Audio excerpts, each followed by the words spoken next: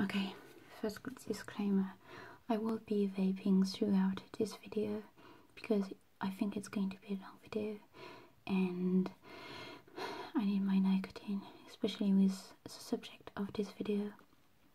Also because I am 21 years old and I can do what I want, so thank you.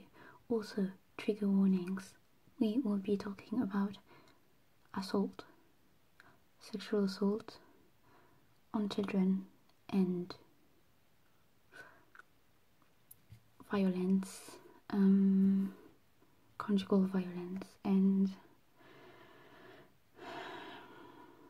men, just that. So yeah, anyway,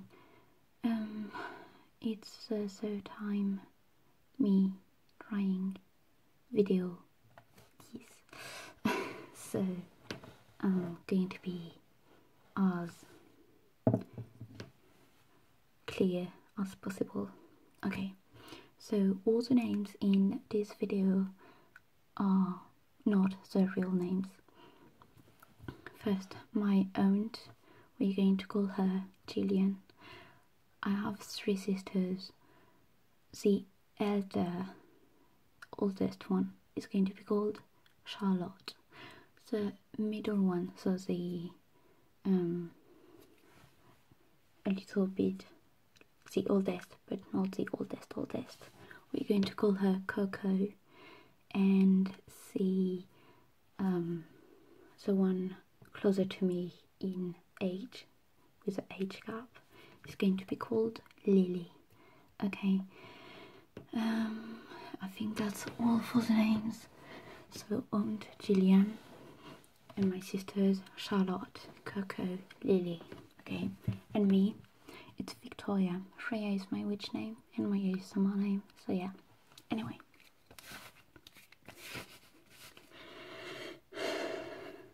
So when I was 6 years old, I asked my mom who my dad was. Oh, also disclaimer, I won't be using the word father.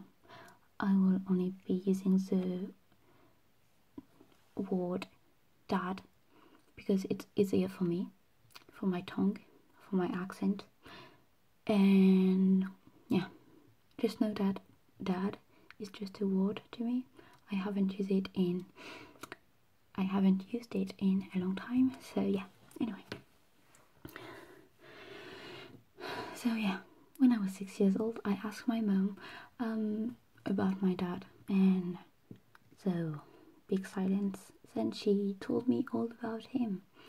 It wasn't the first time I asked her about it though. So what you're going to hear is 100% true, and it's maybe a little bit too much truth for me, but the thing is, at 6 years old I was really smart, and I don't know why, but I kind of assimilated the information that my mom gave me with, like uneasiness, like it was weird. I did ask my mom why she told me all about it when I was 6, because like I kind of lost all of my innocence, and she told me, like she stared at me and she said, "What? Would it have been better if I had lied to you?" Now that I think about of it, I think that no, it would have not been better, and it was the best time actually to tell me about it, tell me about it, because if she had been waiting, she would have told me about it when I was 13 years old, and I was not a stable teenager at that age. Nope. So yeah, it was better to tell me just at 6. Anyway, so basically my mom told me that my father, okay, well obviously now I can't say it, went to jail because he had sexually assaulted my aunt, and my sister Charlotte, so the older one. So Charlotte and I only share the same dad. We don't share the same mom. That's why she's much older than, she's the same age of my mom. My mom met my dad when she was 19, and my dad was like 40 something, close to 50. So he had already a daughter, and she was the same age, actually older than my mom. So the thing to know is that my mom always got along with my siblings from my dad's side. Well, because she's amazing, you know. Anyway, so the thing is, my aunt never would have, well, not never, but she never said anything until my uncle asked her if my dad had touched her, and she said yes. And my uncle, so my mom's sister, my mom's brother, and so they were all siblings. And she said yes. So my uncle didn't think about asking her this, like that. Oh, I'm going to ask her. No. So the thing is, Charlotte, when she was small, when she used to go to school, like well, my dad would take her, and he would abuse her on the rides to go to school, and then well, my sister moved to a foster center, to foster care, but not for this reason, for something else. So my dad will go and meet her there to, you know, let's say like, hey, you, what's up? And he would abuse her there as well, and he would also abuse other girls at the foster center. So the thing is, a man walking there at the center realized what my dad had been doing, and he told him to never come back, or he was going to beat the crap out of him. And my grandma told me this, and I asked her, Grandma, like, that's weird, why didn't he call the police? And like, she said, yeah, no, it's freaking stupid. So anyway, so my sister kept that from everyone for a long time, and when she turned, well, around 27, when she was 27, she could see the way that my dad was looking at my sister, Coco, and he could see the way that he was also looking at my other sister, Lily. At the time, I was just 5 months old, so I don't remember any of it, and thank God, because I think it must have been traumatizing for my two other sisters, and also Charlotte. So anyway, so she decided to report it to the police. Except the thing is, when you're 27, when you turn then 28, you can't just go to the police to report it, because it's too late. You have from your birthday, I think from your 18th birthday, you have 10 years to report any kind of abuse to the police, and that's a law that existed before, but now it's not a law anymore, and it was called prescription. So she couldn't report it, but then she helped my aunt Gillian to report what my dad had been doing to her. So my dad was intercepted by the police. He was sent to jail while awaiting his court thing, and it all went pretty quickly, I guess. He was then sentenced to, I don't know how long, but he only went to jail / prison, I don't know the difference, for 9 months, which is nothing. And so the thing is, he was trying to ruin everything. I mean, he had already been ruining everything, but he was trying to say that my mom was a whore, that she was like bringing home every night. She was bringing men every night. She was sleeping with them for money, and actually it's because of him that I hate people, and I hate liars, and I hate also people insulting sex workers. I mean, so what?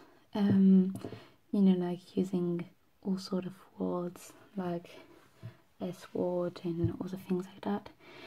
He said that she was partying every night, she was never at home, that he had to do all the chores and things like that, which was actually not true. And I actually have a file full of people writing letters to testify that my mom was actually doing all the chores, everything, taking care of us girls, taking care of everything, and that it was my dad partying and sleeping everywhere. So yeah, it was then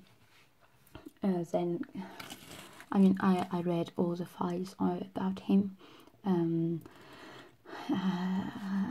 I read everything. So when you read everything, it just, you're like, wow, he's such a narcissist and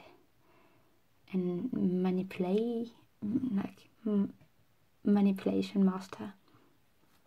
And he actually did a lot of things. He chose to get married on Coco's birthday to invite one of my sisters who is still in contact with him, so that there will be bad blood between 2 of my sisters. And so yeah, it's a shit show.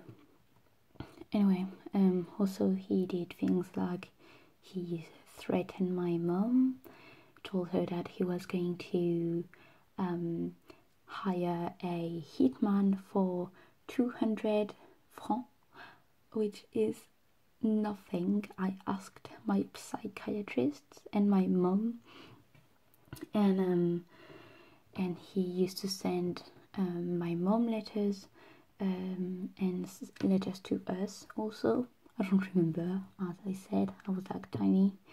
And so in the letters to my 10-year-old sister, so Coco, he used to say like, yeah, take off your mom, listen to her. But he was also like insinuating that she was like like, you know, sleeping with men for money, like selling her body and stuff like that. So yeah, it was kind of complicated.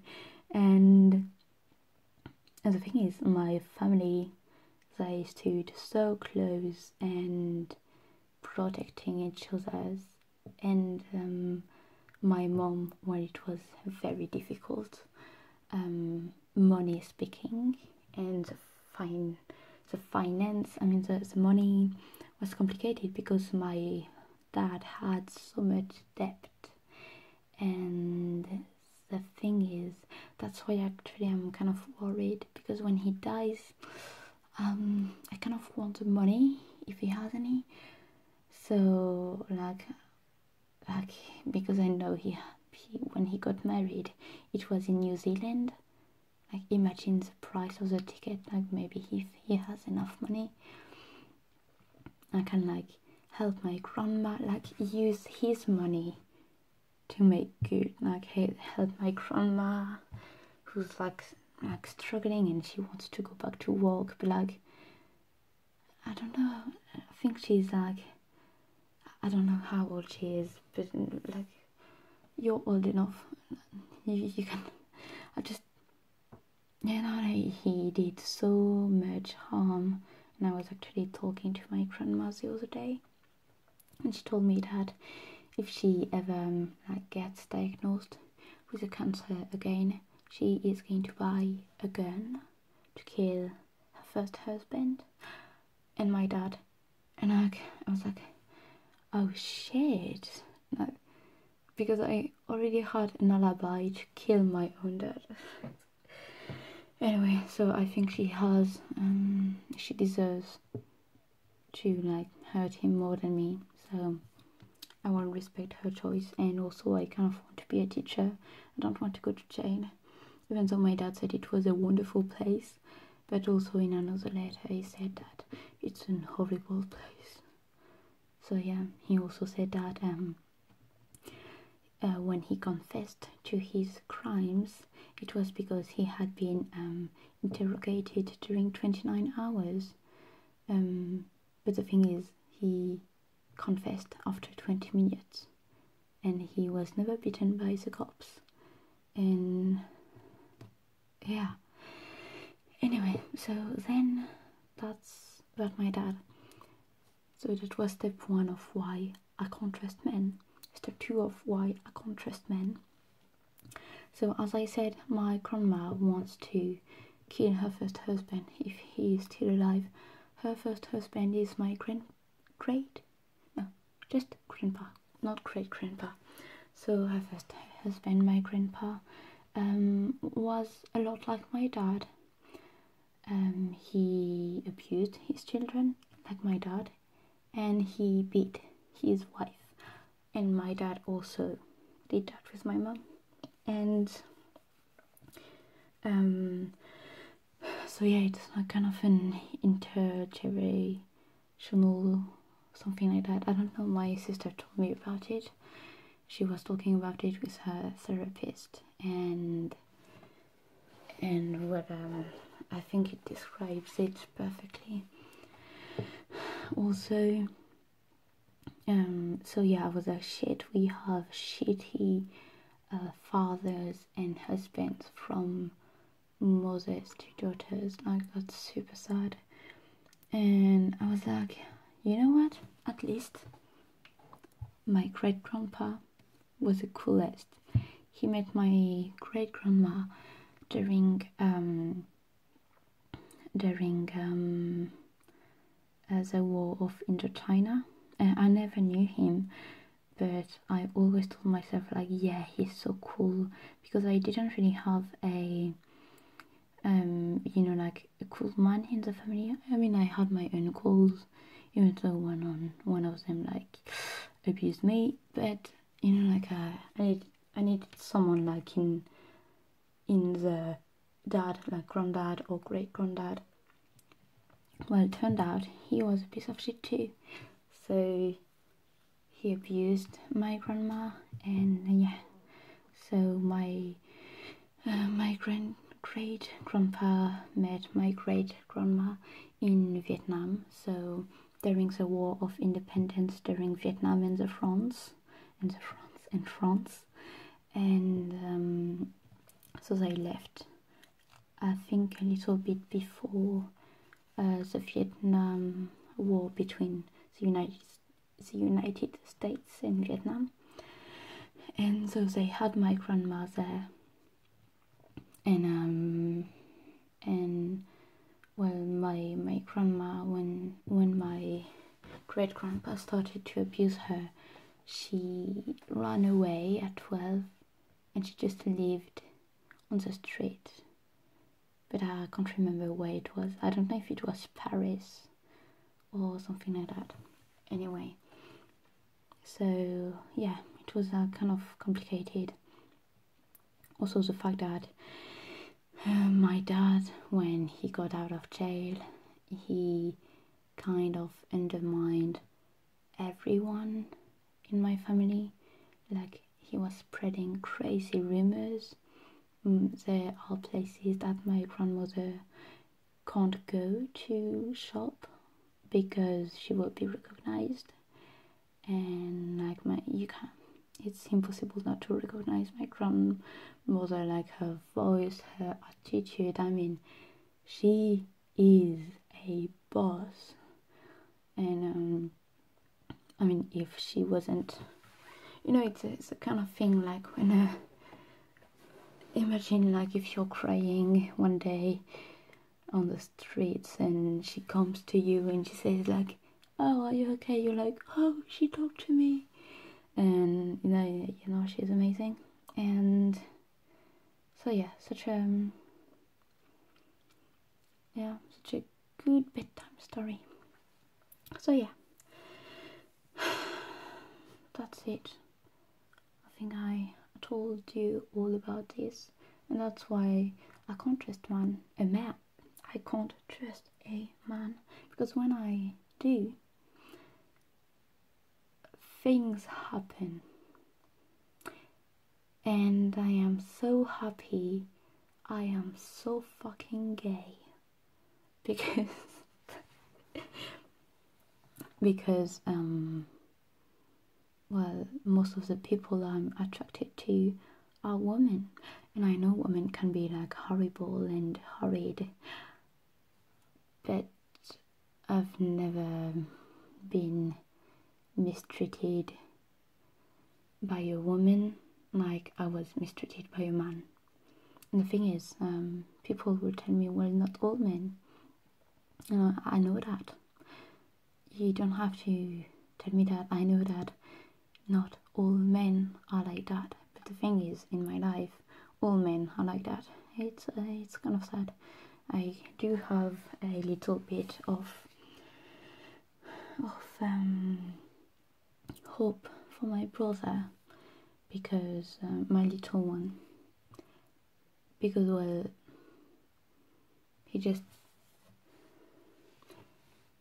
he's not racist. He is LGBTQ, so my respect to him went from there to there. And like, he's 12, so I just have to educate him. But yeah, and the thing is,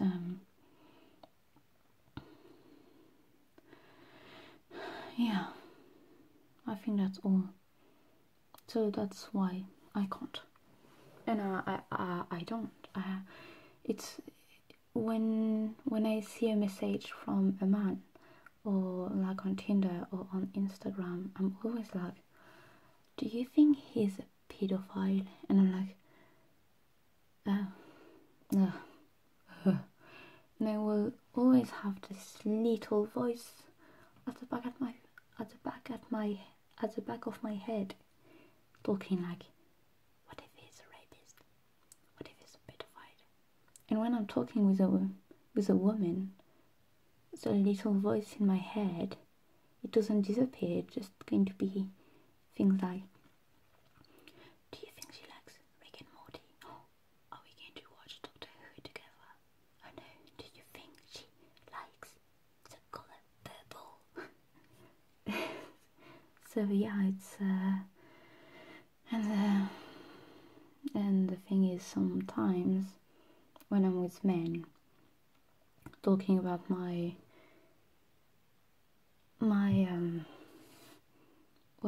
experience, well, no, because when I'm talking about rape, sometimes I'll be with a friend and there will be a man, like coming into the discussion if we are at a bar or something like that, and I'm going to be talking about my own experience with a trauma and shit like that, and there will always be a man who is going to say, men get raped too. And I'm like, bitch, don't come to me and tell me about men getting raped when I'm talking about my problems, because I might saying that men are never getting raped. So don't try to undermine me with an argument where I don't even need an argument, because we are not in a fight, we are not in a pissing context. We are not in a pissing contest. And also, don't get me wrong, if I am talking with a man about rape and he tells me, well, I've been raped too, I will tell him, well, let's get into my car and let's egg the house of this motherfucker. Because yeah, women rape, men rape. But the thing is, if you use this argument when we talk about rape, as like if I talk about my experience, it means that you've not been listening. Anyway,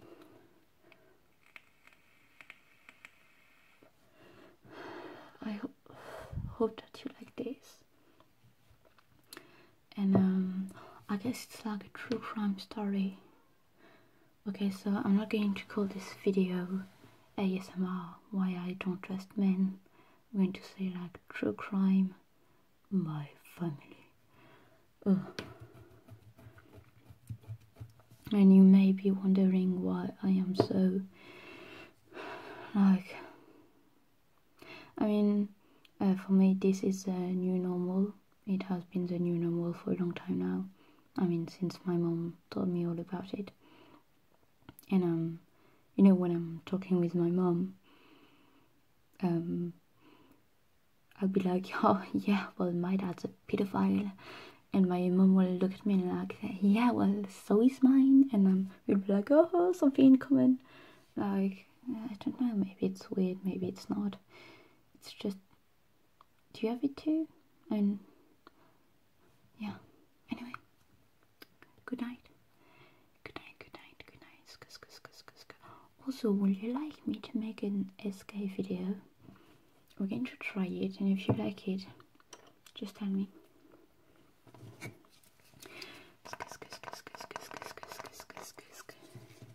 Okay, I'm tired and I have work tomorrow. And now my meds don't even work. So yeah.